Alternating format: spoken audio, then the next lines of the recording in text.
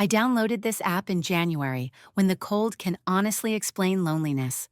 The apartment is quiet, the windows are fogged up, the kettle is whistling, and there is no one for me. In 9 months, I managed to talk to a decent number of normal men, go to 2.5 polite meetings. Half is when we both realized after 20 minutes that our chemistry is at the level of colleagues from the neighboring department, and parted ways before dessert. Nothing terrible, but nothing alive either. And then he appeared my peer, 35, confident in his profession, speaks as if he holds a map of the area in his hands. He knows where he is going and seems to be able to lead you along. The first correspondence was easy, without loud promises, but with that rare effect when a smiley does not irritate. I caught myself checking my phone more often than usual. He sent voice messages. They were warm, a little irony, and some kind of adult care. Finally, I thought, not a boy, not a phantom, not a bore. One evening we were talking about what is important to whom in a relationship. He said it calmly like a constant. It's important to me to spend almost all of our time together. If people don't hit on each other, don't spontaneously go somewhere, don't see each other for 5 days in a row, then it's not right. That's my trigger. I took a breath and chose a neutral tone. It's important to me to be together and alone. I have friends, my own activities. Sometimes I just want to read and be quiet. I like it when everyone has their own, and then we bring that into our lives together. He listened, said, I understand, but his pause seemed to say, not quite. The pause dragged on like chewing gum, and I felt a small splinter. Not because he was different, everyone has their own rules, but because he pronounced them as a demand on the world. The next day, he called just to chat. In the middle of my work meeting, I whispered, I'll be in 15, okay? Let's do it after 5, I'll be free. The line hung for 5 seconds, not silence. A demonstrative pause in which the other person weighs your guilt. Okay. He snapped and hung up. Without bye, without the funny beep, with which we usually close the conversation, like a door closed in front of your nose so that you could hear the sound. I sat over my notebook and thought, okay, maybe he's just in a hurry. But in the margins, there was already the first penciled, be careful. Friday passed in a bit of a jumble. He disappeared. I texted him after work. How are you? Zrenia, he replied a few hours later that he was hanging out with family friends. Everything was fine. We'll talk later. I wished him good night and closed the phone. Inside me, I already had a plan for the weekend, my favorite hard-won plan. A movie on Masha's couch, brunch at a new coffee shop with Zoya, a massage on Sunday, and in between all this, viewing apartments. Masha and I had been talking for a long time about moving in together. In this city, where the sea makes the air salty and the rent is darker than you'd like, living together is not only about comfort, but also about survival. I told him all this all week, not to report, but so that he could hear my rhythm. It contains tasks, joys, those very my pieces of life. On Saturday morning, the girls and I were laughing at some scene from a movie.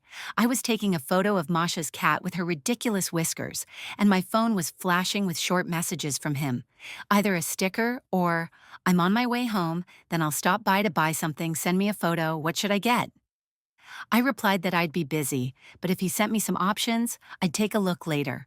He sent a couple of photos of jackets, asked which one was better, and disappeared.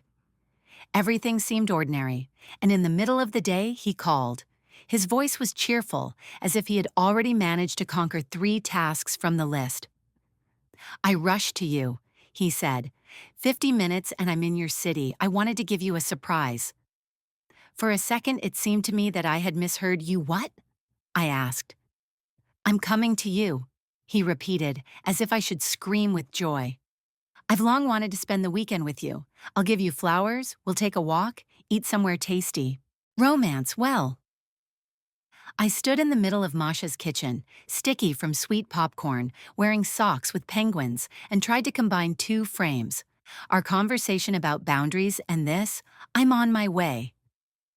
My plan flashed before my eyes. Brunch, massage, viewing of the apartment at 4. My day, like a table with neatly laid out items. Someone came and swept everything into a heap with their hand. You know that my weekend is scheduled, I said as gently as possible. I've been talking about this all week. Why today? He sighed unapologetically, irritated. Because I want to. Because you have to seize the moment. Because that's what they do when they care. Masha and I exchanged glances. She heard half the phrases, "It's nice," I said into the phone, "but surprises work when a person is free. I can't leave the girls and plans." "Let's plan. See you tomorrow morning for coffee, for example?" It was as if he hadn't heard, "Tomorrow is not it. I'm already leaving today. Aren't you happy?" Inside me, the old one stirred as usual. Maybe I'm really ungrateful. People want to do something nice. But next to this, there was another one, the size of a room. The joy that is required of you ceases to be joy. I tried to explain. I rarely have such a long exhale with the girls. They are my support. My family is not nearby. We agreed a long time ago. And suddenly in response, a phrase that made my chest go cold. "But you said that after the screenings you usually go straight home. Why do you need brunch? How do I know that you can't pop out for half an hour?" He said it like an accountant checking my time expenses. I silently counted my heartbeats. "How did you—" I hesitated. "I really said that, but that doesn't mean that I report on schedule and today is different for us." He chuckled. "Well, yes, it's convenient to suddenly become busy." I felt my shoulders tighten after the call. Masha, Zoya, and I went over everything that had happened in circles. I spoke out loud to understand for myself. 2 weeks of conversations is not enough. Very little for such surprises that suggest that I will throw away my day. Masha's face became serious. "This is not romantic. This is a test." He didn't ask. He presented it as a fact. "And now he's offended that you're not playing along." Zoya nodded. "And he remembers the details about your schedules. This can be called attentiveness, or it can be called a list of observations. In any other situation, you would be happy, but now you feel uneasy. This is not just like that." I wrote to him again, briefly and evenly. "I can't meet today. I understand that you wanted a surprise, but I have plans if you want. Tomorrow we'll have coffee on neutral territory, an hour." He read it and called again a minute later. "You don't understand." There was no longer a smile in his voice. "I bought flowers. I'm almost there." "What's the problem with dropping by for half an hour?" "The problem is respect." I heard my own voice, surprisingly calm. "That you didn't ask, that they expect me to be ready immediately. I'm not ready." He exhaled heavily, as if he had put his shoulder under the door and it didn't give in. "Okay," he said, and for a second I almost believed that he would turn around. The girls and I finished our tea and moved on to the list of apartments. I laughed, but the laughter was knitting across the roof of my mouth. The phone was lying face down. When it vibrated again, I picked it up automatically, afraid that it was the realtor. On the screen was his message. "I'm already in your area. Tell me, which entrance? I don't want to waste time looking." And then a photo. The corner of a familiar street, my house on the side, a white car reflected in the window of a bakery where I go for a croissant on Sundays. I got goosebumps, not trembling but icy. The car, the flowers, the surprise, all of this suddenly became something resentfully offensive. I felt my back tighten and my palms became dry. Does he know where I live? I asked out loud and answered myself. Of course, knowledge of the city plus my couple of random details fit into the puzzle. It was not a crime, but it was too close. I looked at Masha. She shook her head and turned off the music. The kitchen became quiet, like before a thunderstorm, when the air is still, and because of this, you can hear your own thoughts louder. I was already typing a reply, polite, firm, when the intercom twitched with a short, insistent trill. The sound entered me like a sharp nail, thin, metallic, demanding. Zoya glanced at her watch. I looked at the girls, at the phone, at the door. And I realized that the next step is mine? The intercom rang insistently, as if someone was trying not so much to call as to wake up the entire building. Zoya went to the door, but I stopped her with a look. I needed to do it myself. I pressed the communication button. The street wind immediately rustled in the speaker. Someone's voices and his, confident, slightly offended. "It's me. Open up." I felt a strange split. Part of me automatically reached for the keys, a habit of being convenient, of quickly smoothing over awkwardness. The other part, grown over the past years, stubborn, alien to other people's expectations, quietly said, "No, I didn't invite you," I said as evenly as possible. "I can't let you in. I have guests, plans, and boundaries." Boundaries? He chuckled briefly. "It's just a door. 10 minutes I'll give you flowers, we'll drink coffee, and I'll go. You're not against romance, are you?" The word romance hung in the air like sticky syrup. I looked at Masha. She was standing in the kitchen doorway, clutching a towel to her chest like a shield. "I'm against surprises that cancel my life," I answered. "I suggested tomorrow morning. The coffee shop on the corner, 9:30. "Tomorrow is not a moment," he snapped. "The moment is now." I disconnected the connection. The line in my palm from the button burned like a burn. A minute later, a message arrived. A photo of a bouquet, large scarlet flowers, too perfect, like from a shop window. "Can these also wait until tomorrow? They'll wither," he added.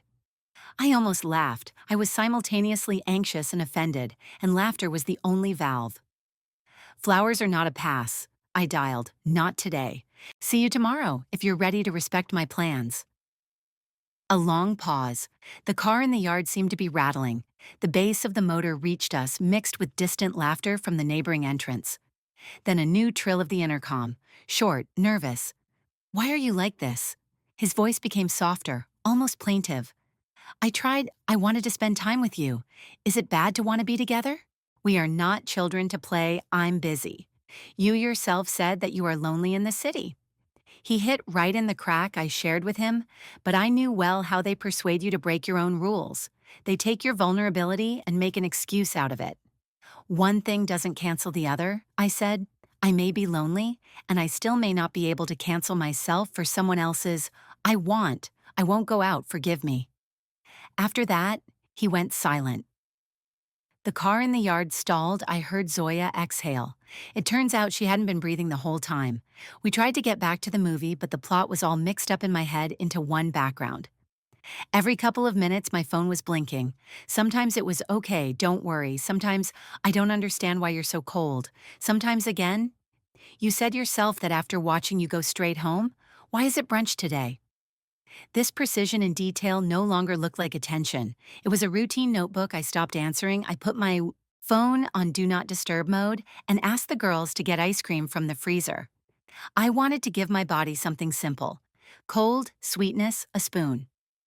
We laughed at the next scene, then washed the bones of the realtors. It seemed to have let up. It was already closer to evening when we finished the pizza and thoughtfully sorted through the selection of apartments. I received another message, without emoticons. "I'm leaving. I'll leave the flowers at the entrance. Don't be offended. I just don't understand why you couldn't find 10 minutes. And then, another. "If your friends are not toxic, they will understand." I shuddered at the intonation. Behind this toxic, I heard a quiet verdict. "Your friends are bad because they bother me." Masha took the phone, read it, and carefully put it back. "Look," she said, "this is not about you. It's about control." "I know," I answered. "It's just unpleasant." The night passed restlessly. I caught myself listening to the elevator, to the footsteps in the hallway. It was stupid. He had already left. I changed positions, but sleep did not come. His phrase was spinning in my head. "The moment is now." 10 years ago, I would have given in.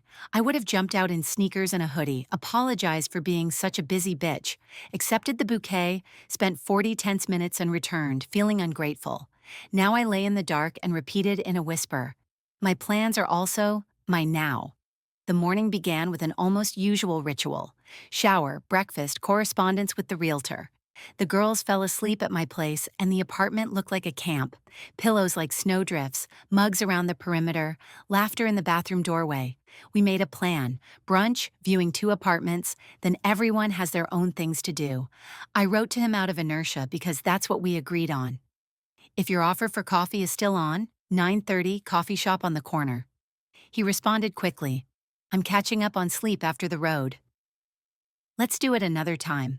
But in the evening I'll be there again. We can meet at your place."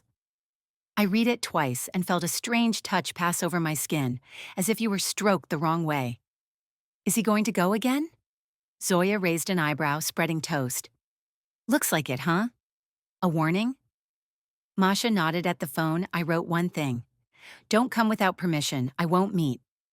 I typed it and deleted please. The meaning didn't change, but it became harder inside. We went outside, and the city looked the way I like it on a clear weekend. Clean, regular clouds, crumbs of sun on shop windows, the smell of coffee from the doors. I caught myself in the simple pleasure of stepping into this day entirely, without the expectation that someone would now interrupt with a cry of surprise. The coffee shop was noisy but cozy, a barista in a green headscarf, late 2000s music from the speaker, silky cappuccino foam in a light mug.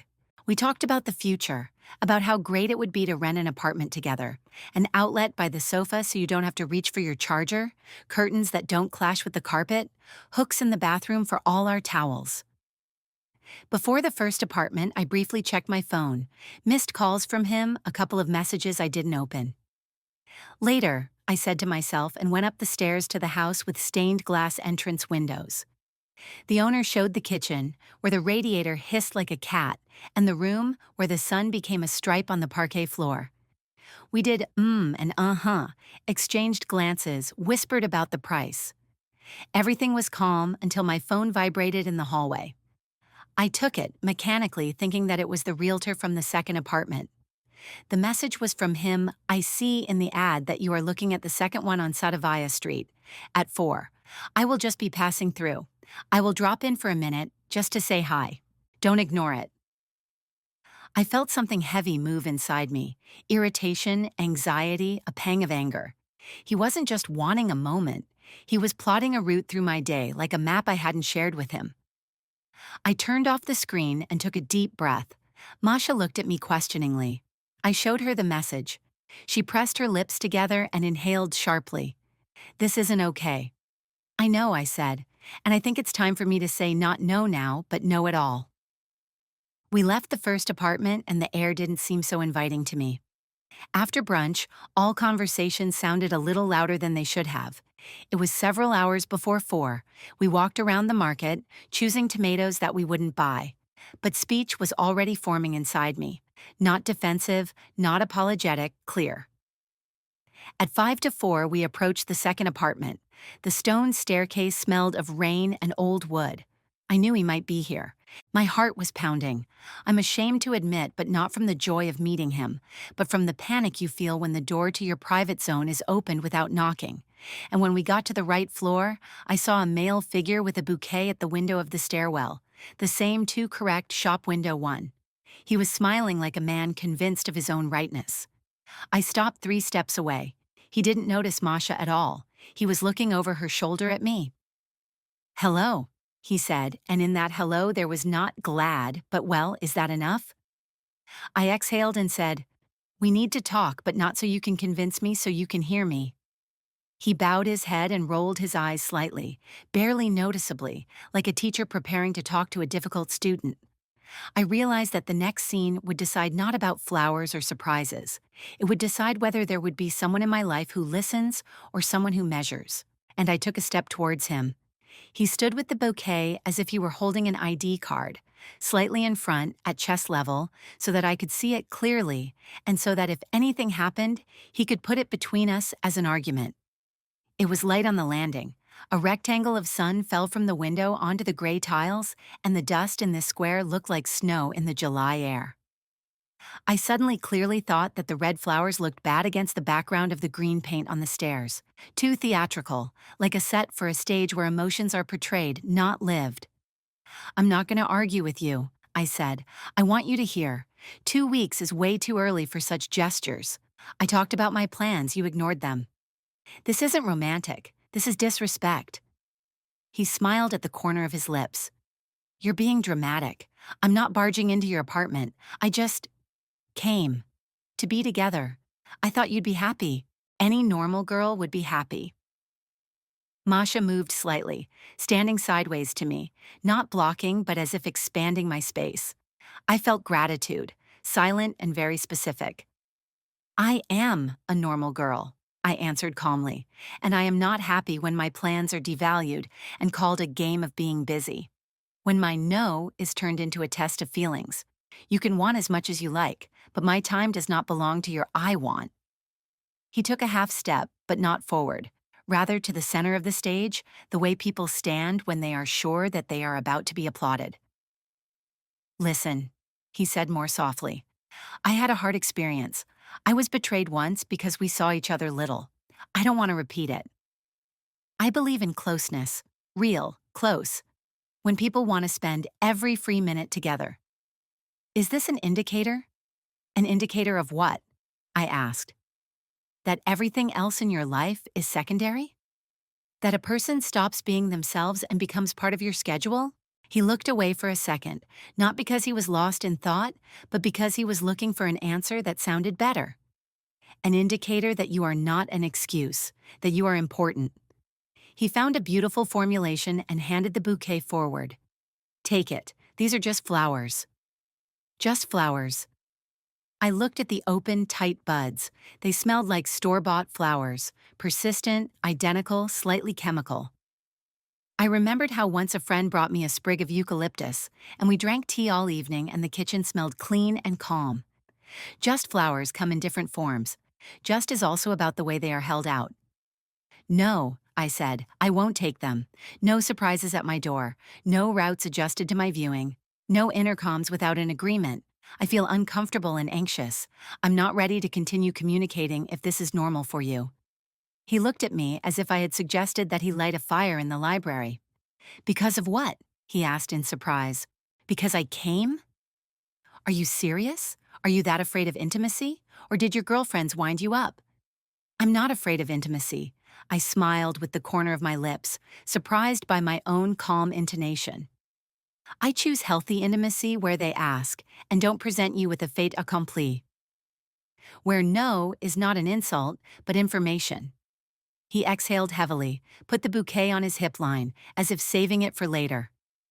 Okay, he said, let's come to an agreement. I'll leave you alone today, but I'll come over in the evening. No surprises, I'm asking right now, can I? Let's talk for half an hour. No, I answered, and not because I want to punish you, but because we have very different ideas. I don't want to smooth them out. I want to live the way that will be calm for me. He narrowed his eyes slightly. The metal returned to his voice. And I don't want a woman who puts her girlfriends and my business first. I need someone who chooses a partner, me. That's fair, I nodded. And it would be fair to break up now, before we have time to hurt each other more. He smiled again, this time coldly. Well then, he said, I'll leave flowers downstairs. If you change your mind, write. If you don't write. But then don't be surprised when you realize that good men don't like to be kept at a distance. It's not the distance, I replied. It's me. And this is what is welcomed by those who are truly good.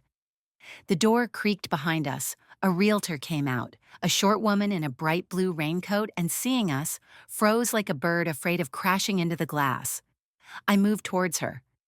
We'll be there in a minute, I said, a small personal meeting. Of course.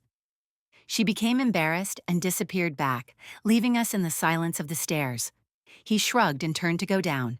On the second step, he looked back. You've convinced yourself, he said. Let's see how long it lasts. For a long time, I replied, as long as it applies to me. We entered the apartment to view it, and to my surprise, I almost immediately felt the heaviness recede. The room was filled with an even, non-hospital light. The parquet creaked slightly. The windows overlooked the courtyard with linden trees. We walked around, felt the windowsills, joked about the strangely low shelf in the hallway. Masha checked the boiler with a businesslike air. Zoya took pictures of the corners. In case we argue later about where to put the table. I inhaled the calm air and thought, this is what my choice smells like. When we went out, there was a bouquet lying on the windowsill by the staircase window, neatly, parallel to the edge, like a letter left behind. I walked around it without touching it. At the exit from the house, by the mailboxes, there was a neighbor aunt in a knitted sweater. She looked at us with concern. Girls, there was a man asking what floor you were on. I said I didn't know. Did he leave? He left, said Masha, and in her voice there was that warmth that calms me. I'm nearby. We parted ways. Each had her own things to do. I came home, turned on the music, washed the dishes, as if wiping off what had stuck to the surface during the day. The phone beeped. Did you really decide that? Because of one day? I'm not a toy good luck. I just wanted to be closer. Closeness begins with a question. Good luck with your girlfriends. I read these short bursts and suddenly saw in them the whole palette, from resentment to contempt at the end, okay, and a smiley that does not smile but bares its teeth. I sat down at the table, opened my laptop, and wrote myself a letter, as I do in difficult moments. Dear me, you are doing everything right. You do not have to become convenient. You do not have to give a chance to a person who came without knocking. You have the right to peace. It sounded childish, but I needed this adult who would say, I see you. In the evening, Masha and I walked to the embankment. The sea, or river in the city you sometimes confuse them because the wind is the same, was dark and hissed slightly angrily against the stones. We sat on the steps and shared silence. I said, before I would have run, really, because of the flowers, because not to be cold, because what if this is it? And now, asked Masha. And now I have it. It's me, I answered and laughed at how pompous it sounded. Well, really, I don't want to live anymore in such a way as to save someone else's I want, destroying my I can. When I got home, I took the final step, the one I'd been putting off because part of me always hopes for the miracle of an apology. I wrote to him, I'm not ready to continue. I felt uncomfortable and anxious. I ask you not to come to my place or to go to places where I go anymore. I'm blocking my contacts. Please respect this. Sent. Block the number. Just in case, a profile in the app. Inhaled, exhaled, and at this almost symmetrical moment, silence, pure as a sheet after the scream. The phone flashed again. The message came to the app's private messages, but from another account. An avatar with a neutral landscape, a name without a photo. Hi, I hope you don't mind me writing I saw you in his favorites. He has a public list. He doesn't delete. I'm from this city. We met. I want to warn you. Be careful. If you want, I'll tell you how it was for me. Maybe you'll recognize familiar phrases. I sat in the semi-darkness of the kitchen and looked at the empty line of the answer. My heart suddenly began to beat not from anxiety, but from recognition. Someone had already walked this path. Someone could say out loud what I had only listened to so far. I put the phone on the table. I looked at the window. My figure, collected in pieces, was reflected in the glass. And I realized that the next part is not about him. It is about what I will do with what I learned, and who I will refuse to be, even if they call me cold. I took the phone and wrote, "Tell me." She answered almost immediately, as if she was waiting for my "tell me." She wrote in short sentences, without dramatic embellishments, but splinters stuck out from every line. Her name was Lena. We quickly realized that we lived in the same city, that she was a couple of years older than me, and that her story began just as routinely. Correspondence, voice messages, a feeling of adulthood and attention, or rather even relief, as if we had finally found someone who knows how to be there. At first it seemed warm, she said on the phone when we switched from texts to voice. And then I noticed that it wasn't him next to me, but I was inside his schedule. And if I dropped out, it was like he was freaking out, in a mild form. With arguments, I listened attentively, writing down phrases in my head, as if I was making cutouts for a collage. The moment is now. Any normal girl would be happy. Girlfriends are toxic. I'm not barging in, I just came. I bought flowers. What's wrong with that? He came to you without warning? I asked. Several times, Lena answered. Once he left balloons under the door. With a note, if you can't come out for 5 minutes, you can't be my woman. It was funny and scary at the same time. What did you do? At first I tried to explain. Then I stopped blocking. He created new accounts, wrote under the guise of a friend, came to the gym where I work out. Accidentally. The last time... She fell silent and I heard her take a short breath. The last time I simply said, if you show up at my house again, I'll call the police and warned the concierge. It helped. It seems that only a very short and clear no with external support works on him. The word support resonated. I imagined a flat wall to lean against when you are being rocked. I was sitting in the kitchen, and on the table lay a sprig of eucalyptus. I bought it during the day, suddenly remembering that very cozy smell from another life. I brought it to my face and inhaled deeply. Thank you, I said. It means a lot to me because I was already starting to doubt. Maybe I really am. Cold? Ungrateful? Lena smiled into the receiver so that it was audible. These are their favorite words. Look, there is no secret science here.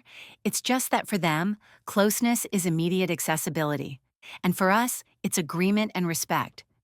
These are different religions you don't have to convert. We talked a little more about winter coats, about coffee shops, about how in this city it is easier to experience your no when there are witnesses to your life, ready to put a mug on the table and say, "We hear you." Finally, we said goodbye, and I sat quietly for a long time, listening to the old refrigerator make its measured snore. In the evening, I went through the settings of all the applications, closed the list of favorites, hid activity, set a filter for messages from strangers. I told my neighbor on the floor, a woman with warm hands and chronic care, that if any man asks about me, please say that you don't know. She nodded sternly. I won't let anyone in. Not a single one. And she smiled so that I believed her more than my own locks. He didn't write from that account anymore, but he called twice without a number. The first time I pulled the fork out of the kettle, trembling because my heart suddenly wanted to become small. The second time, I quietly put the phone on the table and said out loud, "If this happens again, I'll call the police." Like a rehearsal, no one answered. The silence crumbled like cereal and quickly melted away. A couple of days later, I finally published my story on the forum, not in the hope of a trial, but to hear a voice outside the three of us. Me, Masha, and Zoya. I described everything. The conversation about always together, his pauses, the Friday okay without bye, the Saturday surprise, the intercom, the stairs, the bouquet, and the phrases any normal, and flowers will wither. The main thing is my feelings. How fear mixed with resentment, and then, with amazing calm from the word no. The responses came quickly.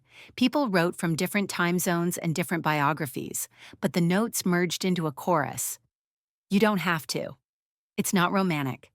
Surprises are asking in advance what you like. A bold and correct no.